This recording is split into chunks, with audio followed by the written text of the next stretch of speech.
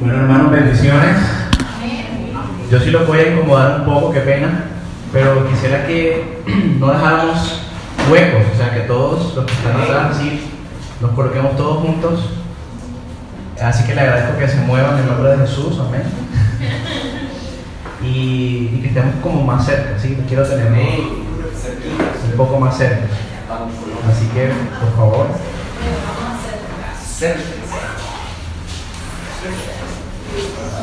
llenemos todos los puestos.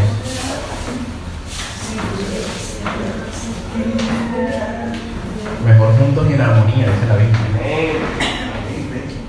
Bueno, vamos a orar. Padre, te damos gracias, Dios, por este tiempo que nos regalas de estar delante de ti.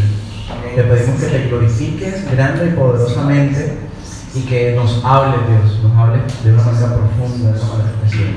Te bendecimos y te honramos en el nombre de Jesús. Amén. Bueno, no ocuparon todos los puestos, pero está bien. Bueno, hermanos, hoy seguimos en la serie de enseñanzas las prioridades de la nueva vida. Y vamos a estar trabajando un tema muy importante. Vamos a estar trabajando un tema de 2 letras. ¿Sí? Un tema de 2 letras. Vamos a estar trabajando sobre la fe. La F con la E suena fe. ¿Sí? Entonces vamos a hablar un poco de la fe. Y esta palabra, aunque suena tan pequeña, pues es solamente un fonema, un sonido, ¿cierto? Aunque tan pequeña, es de las palabras más importantes porque constituyen el fundamento de la vida cristiana, ya que la misma Biblia dice que sin fe es imposible agradar a Dios. O sea que sin fe no hay cristianos, porque si la fe es fundamental para agradar a Dios, quiere decir que si alguien no tiene fe, pues no tiene a Dios. Así de sencillo. Y allí mismo dice que el que se acerca a Dios debe de acercarse creyendo que le hay, ¿sí o no? O sea, si yo me acerco a Dios y yo, bueno, ¿será que existe Dios? ¿Será que no es como tan efectivo como cuando yo me acerco convencido de que Dios es tan real como las personas que me están escuchando en esta noche. ¿Sí? Hasta más real, ¿no? Entonces, sobre la fe se han hablado muchas cosas. Hemos escuchado un sinnúmero de conceptos que nos aproximan a qué es la fe. Pero lamentablemente muchos de esos conceptos no están necesariamente apegados a lo que dice la palabra, la fe bíblica. Y entonces la fe se ha tomado como especie de una lámpara, la famosa lámpara de Aladino. Es de Aladino, ¿sí o no? ¿Sí? Donde se frota la lámpara de la fe y entonces debo obtener lo que yo quiero, ¿cierto? Entonces, a través de confesar, declarar, atar, desatar, pisar, no pisar, creemos que entonces nosotros los seres humanos podemos cumplir todos los caprichos de nuestra humanidad, ¿cierto? Y entonces mucha gente piensa que por la fe, o sea que la fe es una especie como de una cafetería gratis, una cafetería subsidiada, que yo voy, me siento, pido lo que yo quiero y quien está en la cafetería, en este caso sería Dios, está en la obligación de cumplir mis caprichos. Entonces, en este sentido, Dios, por medio de la fe, según este pensamiento, consigue novias, da autos de último modelo, llena las cuentas bancarias con cuantiosas sumas de dinero y todo lo que se nos pueda venir a la mente. Y aunque Dios es todopoderoso y puede hacer todo lo que he dicho y mucho más, la fe no consiste en cumplir los caprichos de nuestra humanidad, ¿cierto? No, la fe no es cumplir la banalidad humana, no se trata de eso la fe. Pero entonces nos preguntamos, bueno, entonces si la fe no sirve para eso, entonces, ¿qué es la fe? ¿Qué será la fe? Para eso vamos a leer un texto bastante largo que se encuentra en Hebreos. Vamos a leer el capítulo 11. Es pues la fe, la certeza de lo que se espera, la convicción de lo que no se ve. Porque por ella alcanzaron buen testimonio los antiguos. Por la fe entendemos haber sido constituido el universo por la palabra de Dios, de modo que lo que se ve fue hecho de lo que no se veía. Por la fe Abel ofreció a Dios más excelente sacrificio que Caín, por lo cual alcanzó testimonio de que era justo, dando Dios testimonio de sus ofrendas, y muerto aún habla por ella. Por la fe Enoc fue traspuesto para no ver muerte, y no fue hallado, porque lo traspuso Dios. Y antes que fuese traspuesto, tuvo testimonio de haber agradado a Dios. Pero sin fe es imposible agradar a Dios, porque es necesario que el que se acerca a Dios crea que le hay y que es galardonador de los que le buscan. Por la fe Noé, cuando fue advertido por Dios acerca de cosas que aún no se veían, con temor preparó el arca en que su casa se salvase, y por esa fe condenó al mundo, y fue hecho heredero de la justicia que viene por la fe. Por la fe Abraham, siendo llamado, obedeció para salir al lugar que había de recibir como herencia, y salió sin saber a dónde iba. Por la fe habitó como extranjero en la tierra prometida como en tierra ajena, morando en tiendas con Isaac y Jacob, coherederos de la misma promesa, porque esperaba la ciudad que tiene fundamentos, cuyo arquitecto y constructor es Dios. Por la fe también la misma Sara, siendo estéril, recibió fuerza para concebir y dio a luz aún por fuera del tiempo de la edad, porque creyó que era fiel quien lo había prometido, por lo cual también de uno, y ese ya casi muerto, salieron como las estrellas del cielo en multitud y como la arena innumerable que está a la orilla del mar. Conforme a la fe, murieron todos estos sin haber recibido lo prometido, sino mirándolo de lejos y creyéndolo y saludándolo y confesando que eran extranjeros y peregrinos sobre la tierra. Porque lo que esto dicen claramente dan a entender que buscan una patria, pues si hubiesen estado pensando en aquella de donde salieron, ciertamente tenían tiempo de volver, pero anhelaban una mejor, esto es celestial, por lo cual Dios no se avergüenza de llamarse Dios de ellos, porque les ha preparado una ciudad. Por la fe Abraham, cuando fue probado, ofreció a Isaac, y el que había recibido las promesas ofrecía a su unigénito, habiéndosele dicho, en Isaac te será llamada descendencia, pensando que Dios es poderoso para levantar aún de entre los muertos, de donde en sentido figurado también le volvió a recibir. Por la fe bendijo Isaac a Jacob y a Esaú respecto a cosas venideras. Por la fe Jacob al morir bendijo a cada uno de los hijos de José y adoró apoyándose sobre el extremo de su bordón. Por la fe José al morir mencionó la salida de los hijos de Israel y dio mandamiento acerca de sus huesos. Por la fe Moisés, cuando nació, fue escondido por sus padres por 3 meses porque le vieron niño hermoso y no temieron el decreto del rey.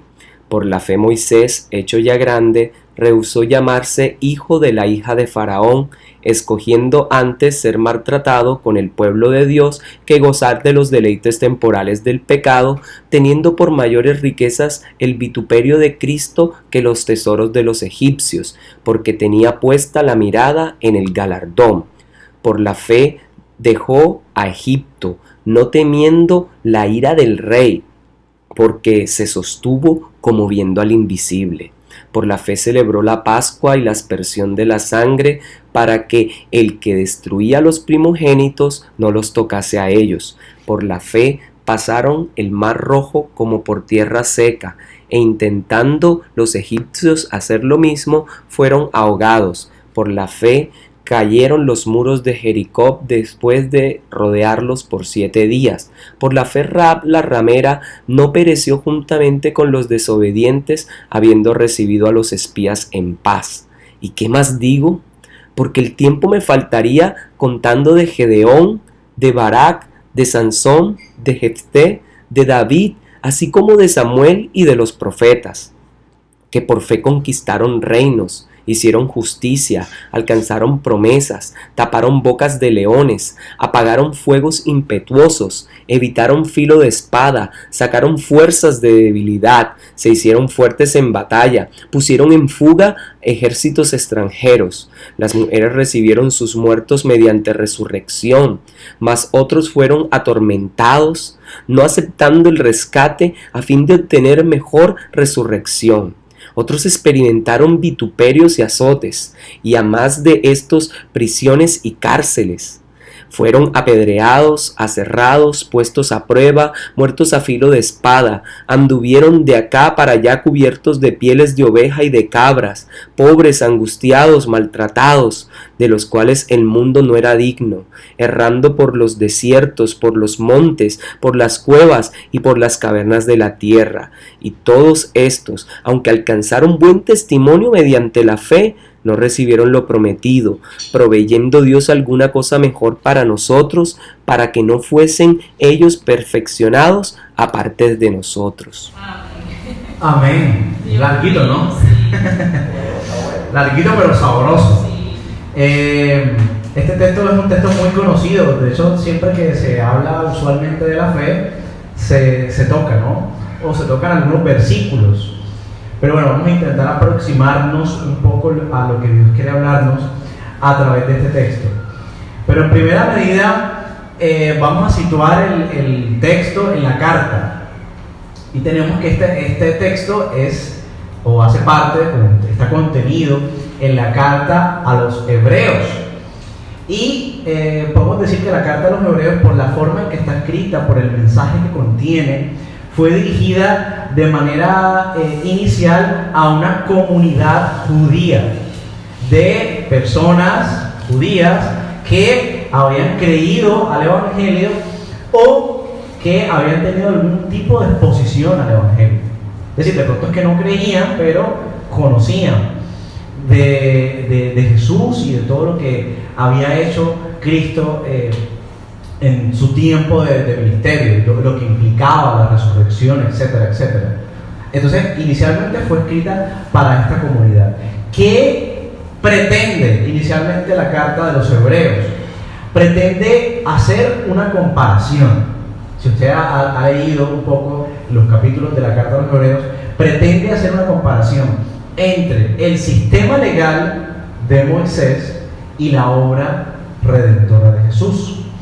Entonces, ese paralelo, ¿en qué va a consistir? En mostrar, bueno, miren, la ley de Moisés tenía un alcance.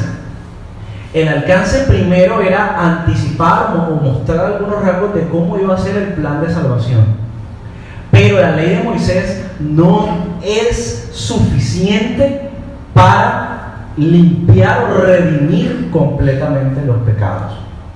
¿Por qué? Porque lo que propone la ley es un sistema sacrificial que de tiempo en tiempo las personas tienen que ofrecer los sacrificios, ¿cierto?, para poder ser perdonados por los pecados. Pero después vuelven a pecar y vuelven a ofrecer sacrificios. Entre otras cosas, quien ofrecía el sacrificio eran los sacerdotes, y los sacerdotes, como eran seres humanos comunes y corrientes, ofrecían los sacrificios por sus propios pecados y por los pecados del pueblo. Pero tenía que hacerse de manera reiterativa, o sea, el sistema de sacrificios no podía detenerse, porque si se detenía el sistema de sacrificios, pues no había perdón de pecados. Lo que implica que lo que hacía la ley de Moisés no era una solución definitiva, era una solución temporal. Es como usted estar enfermo y tomarse, tiene gripa, por ejemplo, se toma un antigripal y pueda que le sane momentáneamente la gripa, le quita a los síntomas de la gripa, le pone fin, ¿no? Como Nospirin. Publicidad no política, comercial, no pagada, ¿sí? Pero vamos a ver que la razón de su gripa es que tiene las defensas bajas. Y tomándose el Nospirin le pone fin a los síntomas de la gripa, pero no le pone fin a la raíz de esa gripa que tiene, ¿cierto? Que es el tema de las defensas, ¿ya? Entonces, un poquito como para aproximarnos a entender que el sistema de los sacrificios o de lo que propone la ley de Moisés no era definitivo, no era o no ofrecía unos beneficios totales, sino temporales al tema del pecado. Frente a eso, Jesús viene como ese cordero perfecto, sin mancha, como decía Juan. He aquí el cordero de Dios. Miren la frase de Juan, que quita el pecado del mundo, no que los tapa, que los oculta, no, el cordero de Dios que los quita por completo.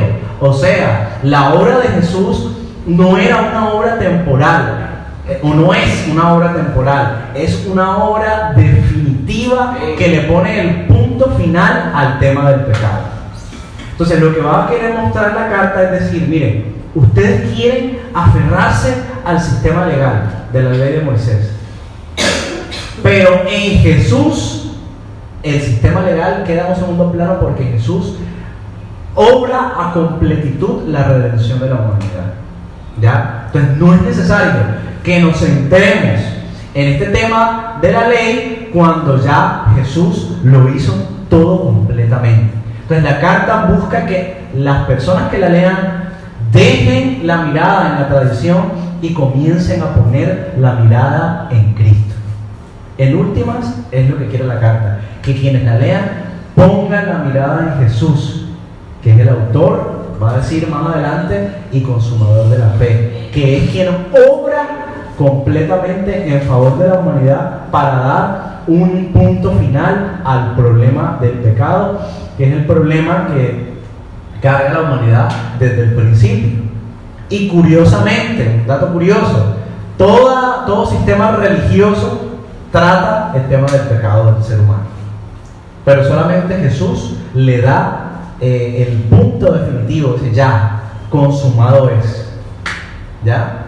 Al decir consumado es la deuda está saldada. Quien venga y reciba el regalo puede disfrutar de la salvación, solamente poniendo la confianza en el Señor, y producto de esa confianza en el Señor viviendo una vida de acuerdo a su voluntad. Entonces, allí en el marco de todo esto es que está ubicado el capítulo 11 del libro de la carta a los Hebreos que acabamos de leer. Y ya ahora sí, centrándonos un poquito en la carta en principio busca definir qué es la fe, ¿sí o no? De hecho empieza definiéndola, es pues la fe, la certeza de lo que se espera, la convicción de lo que no se ve. Y la carta sigue mostrando que por la fe, de una manera muy interesante, el mundo material fue hecho a partir de algo invisible, o sea, por la palabra de Dios. Lo que nosotros vemos hoy constituido como mundo material fue hecho por la fe, por la palabra de Dios. El Señor dijo y fue hecho, ¿sí? Es lo que sigue diciendo la carta. Y luego empieza a mostrar una cantidad de ejemplos de personas que tuvieron mucha fe y que hicieron una cantidad de hazañas. Fueron grandes protagonistas de múltiples hazañas que mostraban el poder de Dios y resalta la fe de estas personas. Usted puede mirar hasta el versículo 35. Hay una cantidad de cosas bien interesantes de personas que, mejor dicho, o sea, construyeron arcas, recibieron promesas de que iban a tener una gran nación, conquistaron reinos, bueno, hasta el versículo 35. Pero desde el versículo 36 hasta el versículo 40, ¿qué pasa? El panorama de la fe empieza a cambiar y la fe pasa a ser de una joya atractiva y deseable a algo un poquito complejo, porque dice que sí, por la fe pasaron todas esas cosas maravillosas, pero por la fe también las personas tuvieron que sufrir, hasta murieron, hasta fueron aserrados, o sea, partidos así con una sierra, torturados, ¿cierto? Por la fe. quieren tener fe. Complejo, ¿no? Complejo. Pero bueno, la carta aporta una cantidad de ejemplos. Vamos a revisar en principio 3 ejemplos. Son muchos, ¿no? Pero para efectos de tiempo vamos a revisar 3 ejemplos y que aporta la carta. Y el primer ejemplo que vamos a revisar es el ejemplo de Noé. Entonces le agradezco, vaya a Hebreos 11, 7, por favor, alguien que lea Hebreos 11, versículo número 7.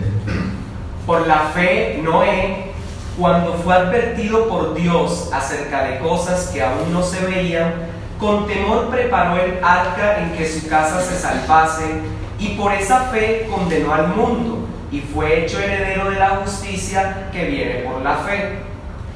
Amén. Miren, sé que muchos conocemos la historia de Noé, ¿cierto? Que está contenida de manera muy detallada desde el capítulo 6 del Génesis.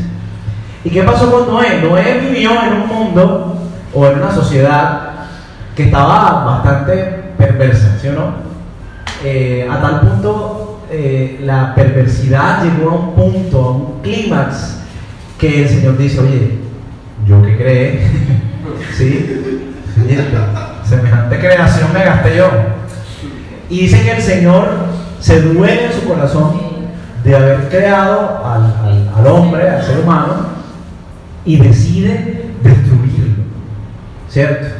Decide destruir a todo ser viviente, producto del pecado. Es que la violencia, la perversidad, los primeros versículos del capítulo 6 del Génesis lo describen muy bien. La perversidad era tremenda, ¿sí? Exacto, una cosa impresionante.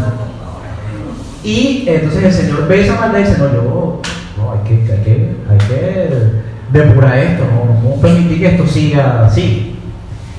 Pero ocurre algo. Dice que Noé halló gracia, ¿cierto?, en los ojos del Señor. Y entonces el Señor le habla a Noé y le dice, mira Noé, le cuenta a Noé, mira Noé, yo he decidido destruir esta tierra donde tú vives, que la gente que son contemporáneos contigo son perversos. Y bueno, no sabemos qué hizo Noé, o sea, ¿por qué será? No sé si usted se ha preguntado, pero bueno, ¿por qué Noé halló gracia delante de los ojos del Señor? El versículo 9 del capítulo 6 dice que Noé caminó con Dios, ¿cierto? Y podemos un poco aproximarnos y pensar, hombre, Noé de alguna manera escuchó del verdadero Dios. En un contexto donde nadie quería escuchar a Dios, seguramente a Noé le llegó esa información por algún antepasado, yo qué sé. El asunto es que Noé recibió el conocimiento del Dios verdadero y decidió, de manera opuesta a lo que hacían sus contemporáneos, seguir la voluntad de ese Dios que nadie veía. Era una cosa muy loca. ¿Cómo tú vas a seguir a un Dios que no ves? Y la gente de pronto concentrada en toda la expectación de lo material y de los dioses de madera, en fin. Pero él decide creer en el Dios que no ve, ¿cierto? Y lo obedece. Eso fue lo que hizo que Dios centrara sus ojos en Noé y le dice, mira Noé, vamos a hacer una cosa, construyete un arca. Y en esa arca vas a meter, hasta vas a estar tú por supuesto, pero también vas a meter a tu familia, a tu esposa, a tus hijos y a las esposas de tus hijos. Y vas a meter representaciones de todos los animales, ¿ya?, para preservar la especie. Entonces, era como un plan de salvación. Si usted mira el arca, el arca es como un plan de salvación. Que sí, es para Noé y su familia, pero en último Dios quería preservar la humanidad. O sea, miren el amor de Dios allí. Yo creo que ahí se ve el amor de Dios de una manera muy linda. Podía destruir todo. ¿Para qué más humanidad? Pero en Noé el Señor busca preservar la raza humana, por decirlo así. Que la humanidad, y bueno, no solo la raza humana y la raza animal, ¿sí?, que en Noé y en los animales que entraban siguiera la multiplicación de la tierra, ¿ya? Entonces Noé construye el arca, pero el asunto es que, miren, Dios le habla a Noé, construye el arca. Puede revisar el capítulo 6 en su casa, estudio. Pero era una locura. O sea, ¿cómo es posible que a mí, alguien, usted le diga, no, que Dios me habló que construyera un arca? ¿Un arca? ¿No? ¿Qué es eso? Y lo curioso es que si usted revisa Mateo capítulo 24 de los versículos 37 al 39, se va a encontrar que el Señor Jesús hablando dice de Noé, en los días de Noé todo estaba normal. Si quieren vamos a leerlo, vamos a leerlo. Mateo 24, del 37 al 39, vamos a leerlo, alguien que lo lea con voz de mando, con trompeta. Mas como en los días de Noé, así será la venida del Hijo del Hombre. Porque como en los días antes del diluvio estaban comiendo y bebiendo, casándose y dando en casamiento, hasta el día en que Noé entró en el arca, y no entendieron hasta que vino el diluvio y se los llevó a todos. Así será también la venida del Hijo del Hombre. Amén. Entonces miren, lo curioso allí es que parecía que mientras Noé estaba en el cuento del arca, la gente estaba viviendo normal, común y corriente. O sea, la gente creía que Noé estaba loco. Oye, pero si todo está normal, si todo está bien, estamos, mira, chévere, negociamos, venimos, entramos, todo está perfecto. ¿De qué diluvio nos está hablando? Dice que ellos creyeron cuando vieron la cosa que ya estaba cayendo el agua y no estaban haciendo su barco. ¿Sí? Ahí es donde ellos se dieron cuenta de lo que estaba sucediendo. Pero, ¿por qué les digo esto? Miren que el texto dice, por la fe Noé actuó. ¿Sí o no? Entonces, ¿qué trata de darnos a entender este ejemplo de Noé? ¿Qué hizo la fe en Noé? A pesar de que había todo un panorama en contra, él sabía que quien le había hablado era el Dios verdadero. Y como Dios le había hablado, no importaba que eso era descabellado, Noé actuó. ¿Cuál fue la actuación de Noé? Construir el arca. Entonces, en ese momento, la fe de Noé le permitió actuar en obediencia a Dios sin importar que la gente se le viniera en contra. Y creo que debió haber sido muy difícil porque estar en un panorama así,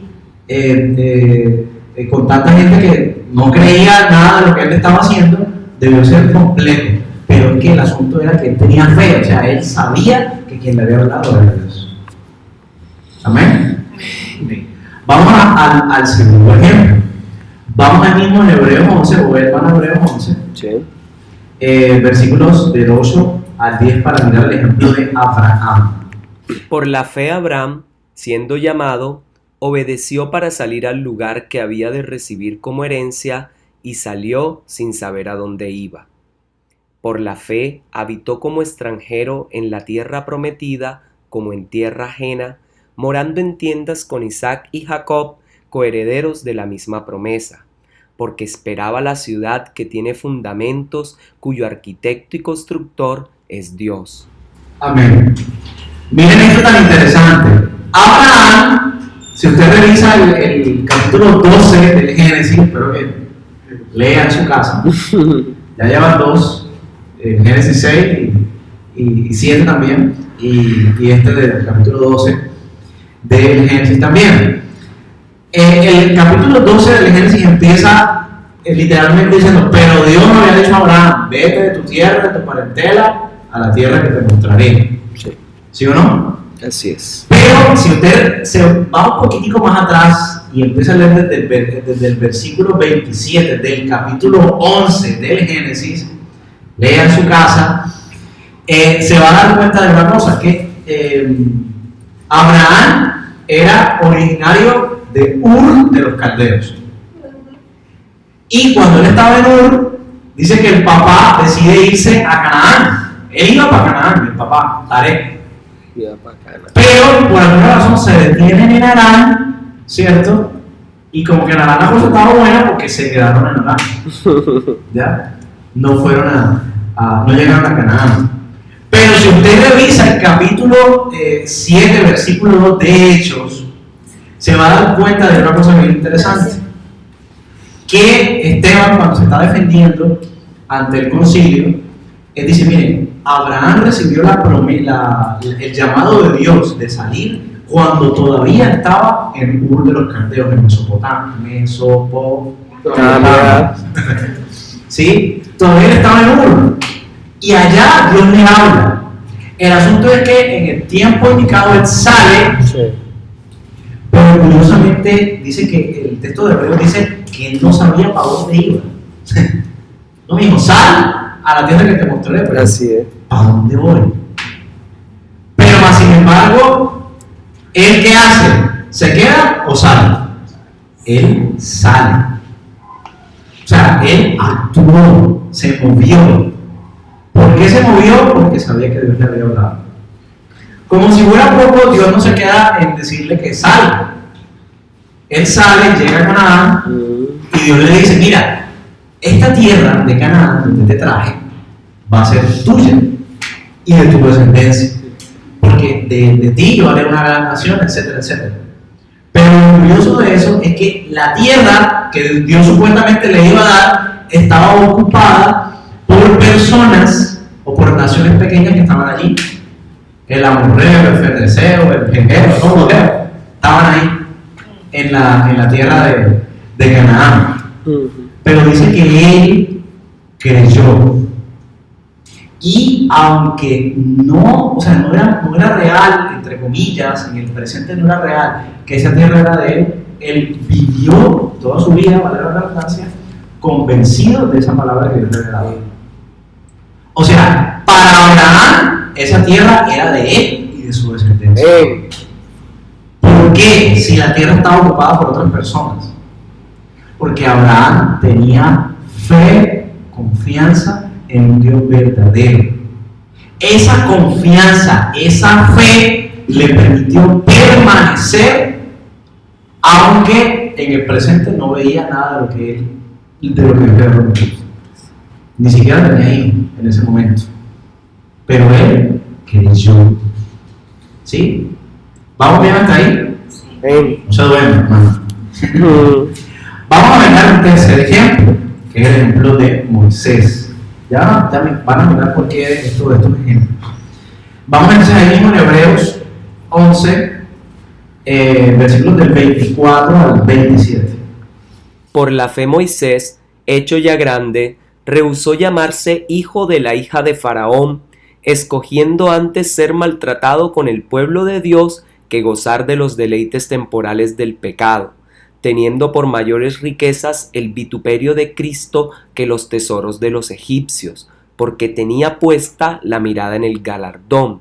Por la fe dejó a Egipto, no temiendo la ira del rey, porque se sostuvo como viendo al invisible. Miren, Moisés nace en una época compleja en Egipto. Capítulo 1 y 2 de Éxodo, para que estudie en su casa. Cuando Moisés nace, dice que había un decreto del faraón de que todos los niños, varones, debían ser echados al río, ahogados, asesinados. ¿Sí? Y la familia de Moisés decide hacer algo. Resalta algo el texto de Hebreos antes de lo que estamos leyendo, versículos anteriores, resalta lo que hace la familia. Dice, por la fe, la familia de Moisés, los papás, lo escondieron en la casa durante 3 meses y cuando se cumplieron los 3 meses y ellos no lo podían esconder, lo colocaron en un recipiente, yo qué sé, una canasta, sí, una canastilla, allí en el río, para esperar un milagro, para que Dios lo salvara. Efectivamente, la hija, nada más y nada menos que la hija del faraón, lo ve cuando se está bañando con sus empleadas, ¿cierto? Y hay un niño, ¿no? O sea, se sorprende de ver al niño. Y ella decide adoptarlo. ¿Ya?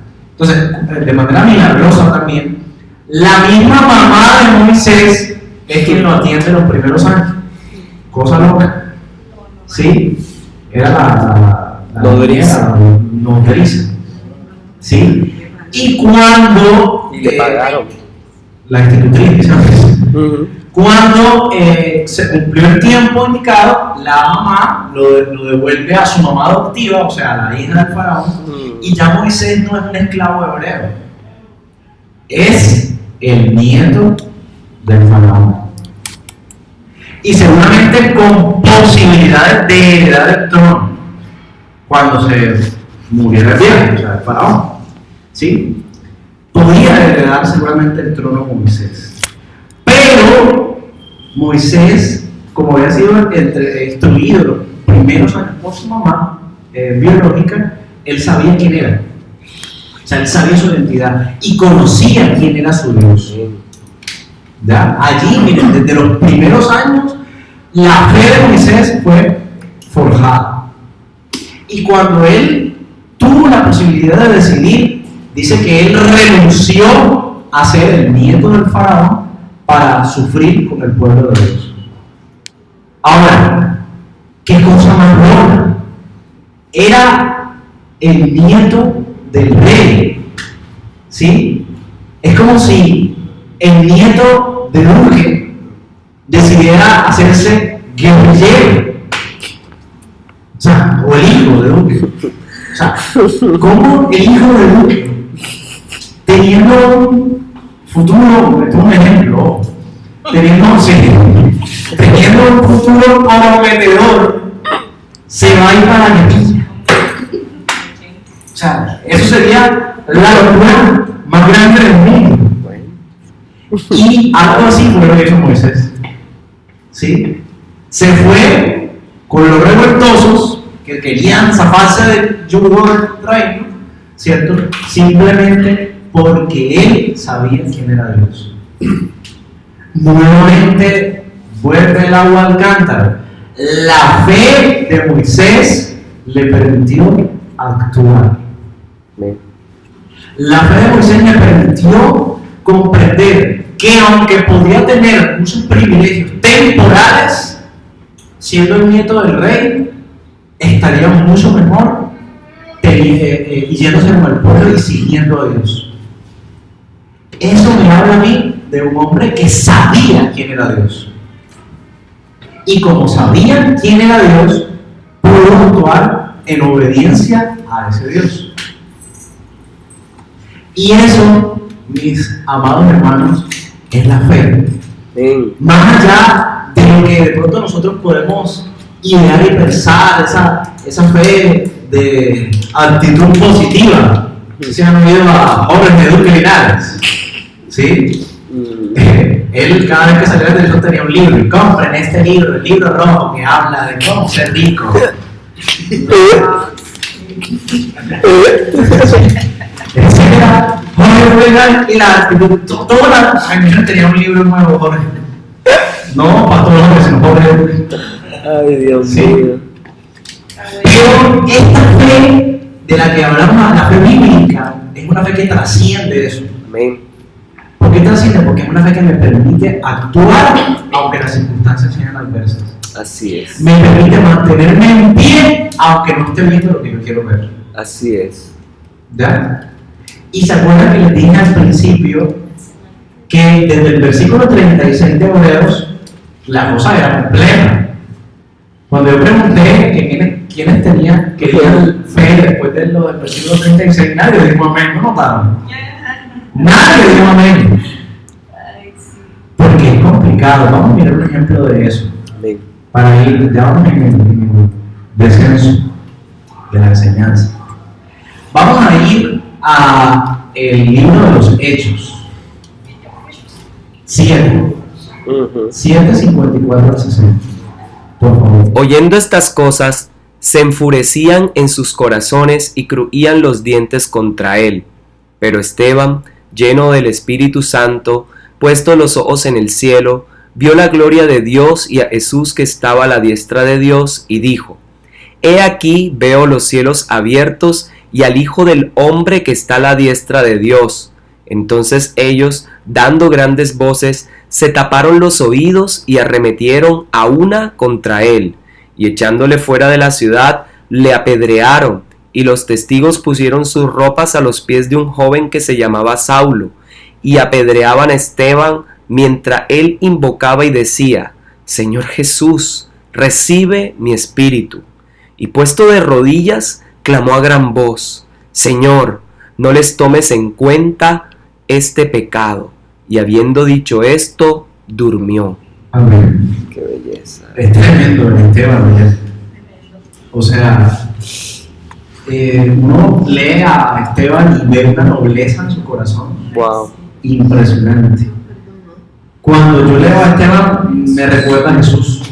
Sí, sí. Inmediatamente me traslado al Señor cuando precisamente pronunció las mismas palabras que Esteban en la cruz, ¿cierto? Esteban aparece en las páginas de la Biblia desde el capítulo 6 del libro de los Hechos, otro más para que sigan estudiando.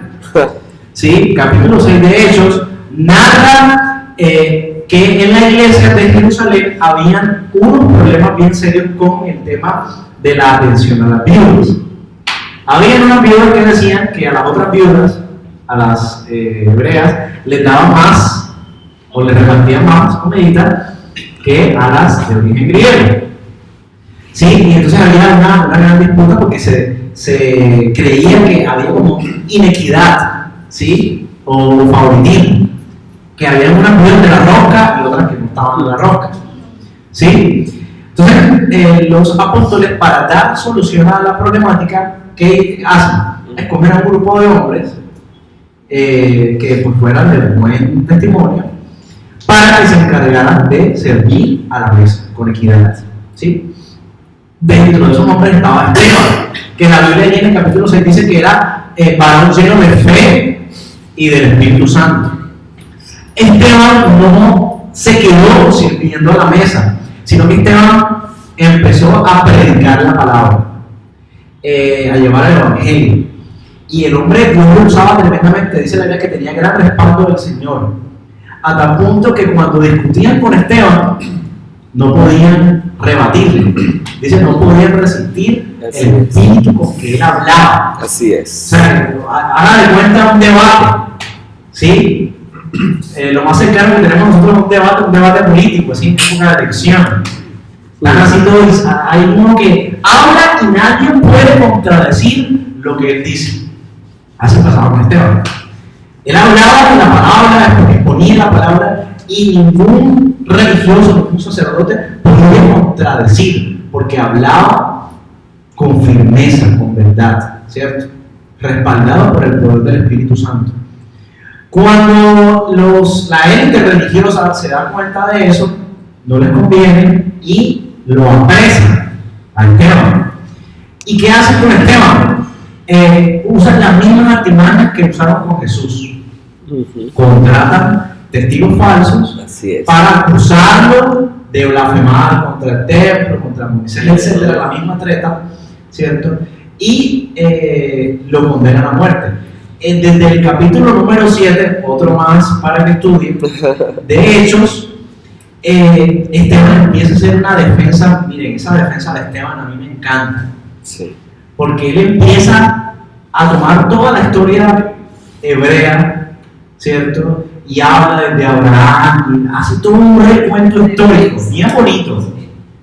Y ese recuento histórico termina en Jesús, pero termina haciéndole un reclamo a la élite religiosa.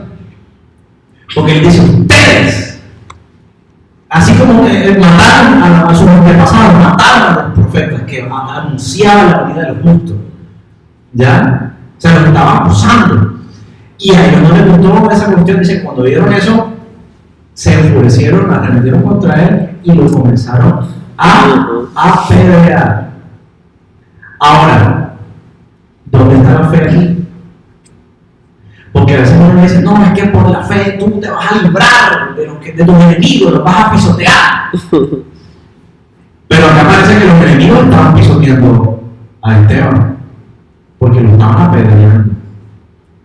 Porque es que la fe no es sinónimo de que todo tenga que ir bien. sino que la fe nos va a permitir mantenernos firmes aún cuando estemos al borde de la muerte. ¿Ya? Esteban lo estaban matando. Yo soy cobarde con el dolor. ¿Ya? Creo que todos. Pero hay gente que es más resistente que otros.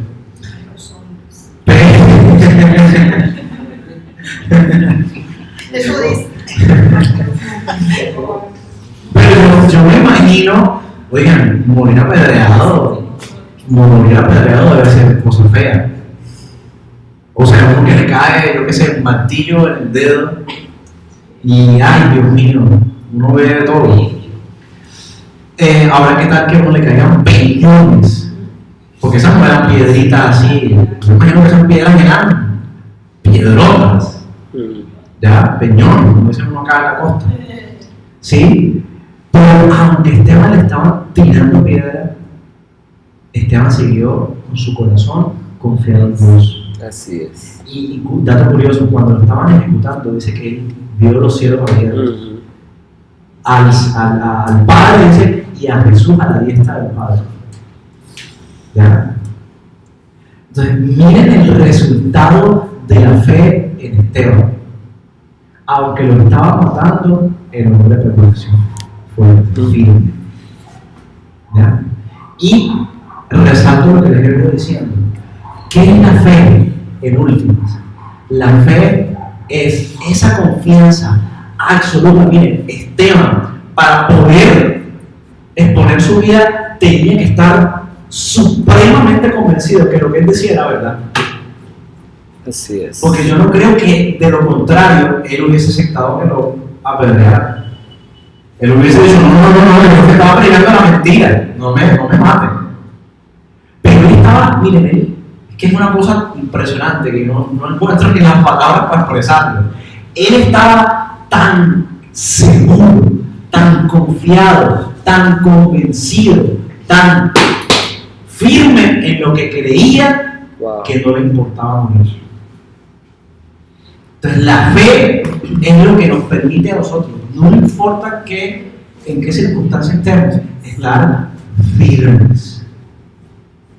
Miren, nosotros somos testigos de la fe. ¿Por qué? Antes de conocer a Jesús, ¿quiénes éramos nosotros? ¿Dónde estábamos nosotros? Poéticamente, bíblicamente, diríamos muertos en nuestros delitos y pecados. ¿Sí? Y es real. Pero en la práctica, ¿qué significa el estar muertos en nuestros delitos y pecados? ¿Qué vivíamos? La vida de Ricky Martin. La vida loca. ¿Sí? O sea, estábamos mintiendo, pecando, perverseando. ¿Ya?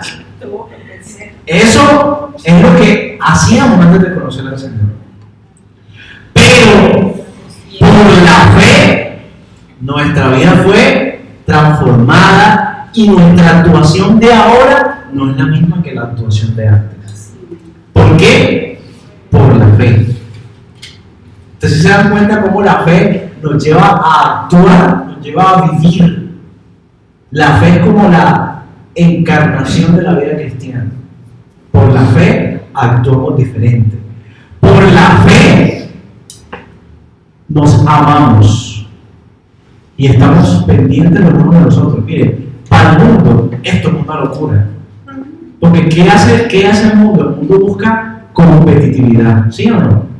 Rivalidad, que quién se impone, quién hace mejor esto, quién hace mejor lo otro. Pero en la lógica del Señor, ¿qué hace la iglesia? La iglesia se ama, ¿cierto? Se supone que nos debemos amar, ¿cierto que sí? Nos amamos los unos a los otros, nos cuidamos los unos a los otros. ¿Pero eso por qué? Por la fe. Por la fe, nosotros seguimos orando por nuestros familiares, ¿sí o no? Y estamos seguros de que en algún momento ellos van a recibir al Señor. Y por la fe, mostramos nuestro amor a ellos, aunque a veces no nos den ganas de hacerlo. Pero la fe nos mantiene actuando en la línea correcta.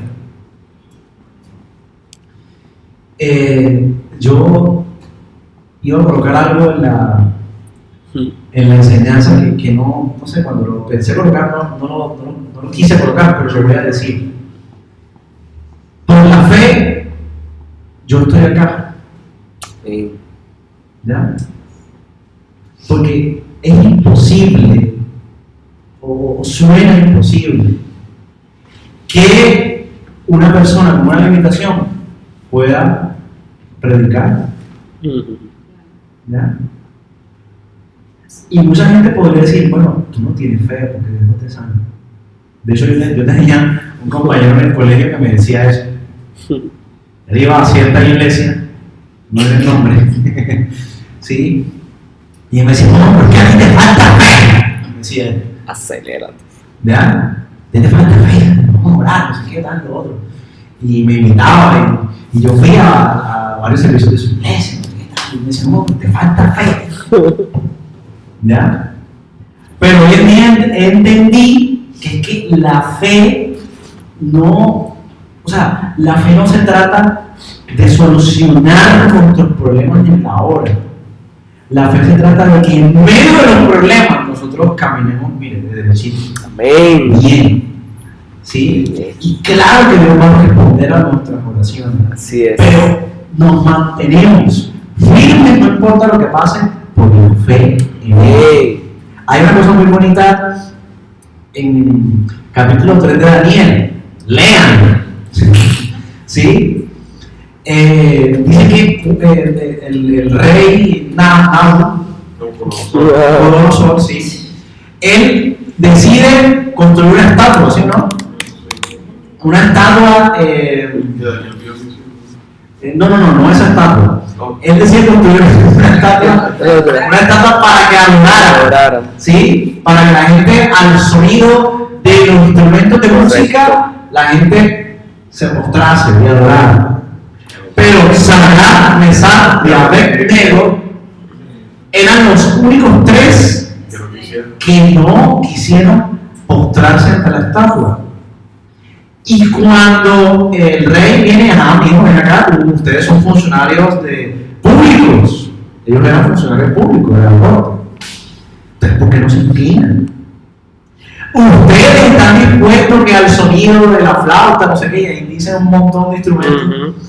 ¿Sí? Trompeta. Ustedes están dispuestos a mostrarse ante la estatua. Y yo digo, no. ¿Están seguros? Porque si ustedes no se postran, miren, yo ese horno de fuego lo caliento 7 veces más. Y yo me digo, no caliéntalo. No pasa nada. Dios es poderoso para librarnos. Pero a mí me llama la atención, leerlo en su casa, esa historia es bien bonita. Sí. Mira, Rey, Dios puede librarnos. Pero si no nos libra, ¿qué no nos libra? ¿Qué hermano? No pasa nada. Pase lo que pase, miren, esa fe de esos chicos es una fe tremenda. Pase lo que pase, nosotros, nos salve Dios o no nos salve, nosotros no nos vamos a inclinar. Quémanos si te da la gana. Eso es tremendo. Entonces, la fe, aun que las circunstancias estén lo más crudas posible, nos mantiene en pie. Así es. Nos mantiene orando, nos mantiene creyendo. La fe, aunque sea imposible, o la economía diga que, hombre, ponen un negocio en quiebra, por fe yo pongo mi negocio. Por fe yo actúo. Si Dios me dice algo, yo lo creo y actúo en función de lo que Dios me dijo, de lo que Dios me dice en la palabra. Exactamente. La fe es sinónimo de obediencia. De una obediencia sincera y genuina que por amor actúa. ¿Ya? Quiero que por último vayamos ahí mismo en Hebreos, pero sigamos en el capítulo número 12. Versículos del 1 al 3, para finalizar.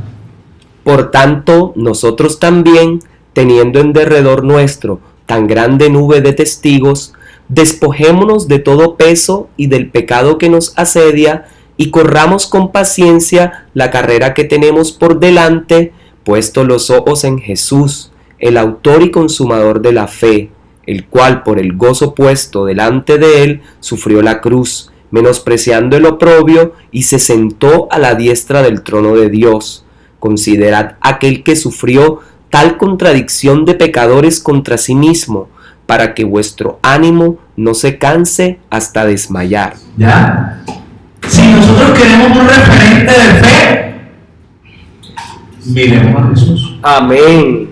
¿Ya? Ese. Miren, el texto del capítulo 11 de Hebreos nos muestra una serie de personalidades, ¿no? Es como una, haga de cuenta los premios Oscar, la alfombra roja. El capítulo 11 es como la alfombra roja de los héroes de la fe.